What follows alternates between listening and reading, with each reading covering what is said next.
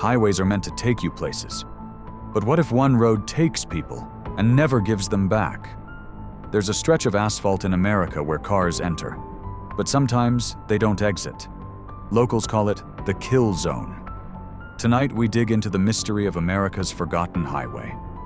A stretch some call the Interstate Kill Zone, a place where vanishings cluster like storm clouds, where police reports go missing, where GPS systems glitch, and where the truth seems buried beneath asphalt and silence.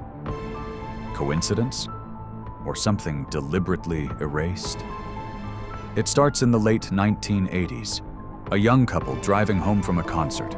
Their friends say they left around midnight, but they never made it home. 3 days later, their car is found on a rural exit ramp. Headlights still on, keys dangling from the ignition. Both seats empty. No blood, no struggle, just silence. Police combed the woods. Search dogs tracked nothing. Helicopters scanned miles of farmland. No trace. It was as if the road itself had swallowed them whole. At first, investigators thought it was an isolated tragedy. But when locals heard the story, they shook their heads. Because it wasn't the first time. Truckers whispered about abandoned cars, hazards flashing, radios still playing, but no drivers. And every time, the stories ended the same way. A missing persons report filed, and then quietly forgotten. Fast forward to 1996. A long-haul trucker pulls into a rest stop along the same interstate. He radios dispatch, saying he feels uneasy, like someone is watching him. Minutes later, the call cuts out. Hours later, another driver reports the man's truck, still idling by the pumps, doors locked from the outside. His logbook is half filled, his coffee cup still warm, but the cab is empty. Nearby, truckers swear they heard CB chatter that night, voices saying things like, "Another one gone," or "Clear the road." But when investigators checked the frequencies, there was no trace of those conversations. So what was happening here? Random crime? Serial predators? Or something built into the very infrastructure of the road itself? And here's where it gets strange. When you try to chart this stretch of highway, things don't add up. GPS glitches, maps blur, rest stops that appear on older charts suddenly vanish from newer ones, almost as if the landscape itself was redacted. Digging into county land records, we found something chilling. Parcels marked closed domain. No owner, no explanation. Technically real land, but erased from public access. Think about that. Families waiting for answers. Children growing up with photos of parents who never came home. And yet, the official files? Missing. Not lost. Deleted. Who benefits from silence like that? Here's the detail that made even hardened detectives uneasy. When researchers tried to pull old case files, entire reports were gone. Not misfiled, not archived, erased. The names of the missing survived only in yellowed newspaper clippings and family scrapbooks. Almost as if someone wanted this story, forgotten. And that's where the pattern begins to emerge. Because every disappearance ties back to one thing, the same forgotten stretch of highway. The stretch drivers now whisper about as the Interstate Kill Zone. One trucker described it like this. The road looks normal until midnight, then the air feels heavier. The exits don't match the signs, and sometimes you hear voices on the radio that aren't supposed to be there. Voices saying, "Keep moving," or worse, voices calling your name. Creepy? Sure. But when you realize these stories come from drivers who never met, separated by decades, you start to wonder if they're describing the same thing. So here's the question.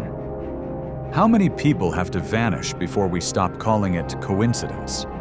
And why does America's official road system, one of the most mapped networks on Earth, have stretches that simply don't exist? Because if the road hides something, it's not just in the asphalt, it's in the silence. We're just scratching the surface. What you've heard so far is only the beginning, because as the timeline unfolds, the disappearances don't stop. They multiply, and the more we dig, the more one terrifying possibility grows clear. This isn't a highway, it's a hunting ground. By the early 2000s, the vanishings had become impossible to ignore. Local newspapers whispered about them, buried in the back pages. A missing college student, a family on vacation, a lone hitchhiker. Each one linked in some way to the same black stretch of interstate. But here's what unsettled investigators: the consistency. Always the same mile markers, always the same exits, and always the same outcome. Cars discovered days later, eerily intact like hollow shells. One case stands out, 2003. A family of 4 driving home after visiting relatives. Their SUV was found neatly parked at the edge of a closed rest stop. Doors locked, suitcases still in the trunk, toys scattered on the back seat. The only thing missing was the family. Even stranger? The gas tank was full. The headlights were left on. And when police examined the tires, they noticed something disturbing. The tracks leading into the lot didn't match the tracks leading out, as if the car had driven in, but never out. Locals began to share their own stories. A woman who swore she saw shadowy figures moving between the gas pumps after midnight. A trucker who claimed he followed a convoy of vehicles that seemed to vanish when he blinked. And another who said he found a rest stop bathroom coated in fresh graffiti that read, "They come at night." But when police returned, the walls were spotless.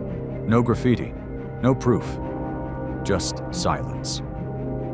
And that silence only grows darker when you trace the history of the land. Before the interstate carved its way through, these back roads were logging trails. Old settlements dotted the map until they were wiped away. Eminent domain, government buyouts, contamination zones, every excuse you can think of. But the pattern? The same parcels of land quietly erased from records. Ask yourself this: why does a road designed to connect America have places deliberately cut out of its memory? Digging deeper, journalists uncovered another chilling thread: the CB radio chatter.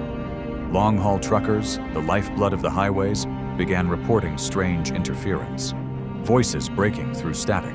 Phrases like, "keep them moving," or "clear the line." One driver, in 2007, recorded a transmission, a cold mechanical voice saying only, "Another shipment, no delays." Police dismissed it as a hoax, but days later, a car was found abandoned just a few miles from where the recording was made. Coincidence? Or something more organized? And then there's the disappearance of Officer Daniel Cruz, a state trooper investigating a string of missing persons along the interstate. In 2010, he radioed dispatch saying he was pulling over to check an abandoned sedan. Minutes later, his patrol car was found with the lights still flashing. His service weapon was on the passenger seat. His vest was unbuckled. But the officer himself? Never seen again. To this day, his case remains open. But unofficially, troopers warn each other: don't linger too long on that stretch. Theories multiplied. Some said it was serial killers using the interstate as cover. Others claimed it was cartels, snatching people for trafficking. But the details don't add up. No ransom demands, no consistent victim profile, and no bodies, just vanishings. Clean, efficient, erased. And that's when researchers began to notice something else. Every time these cases surfaced, funding for highway surveillance in that region mysteriously dried up. Cameras installed, then deactivated.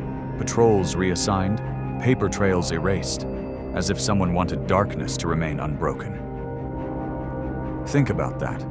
America spends billions monitoring its roads, traffic cams, toll logs, license plate readers.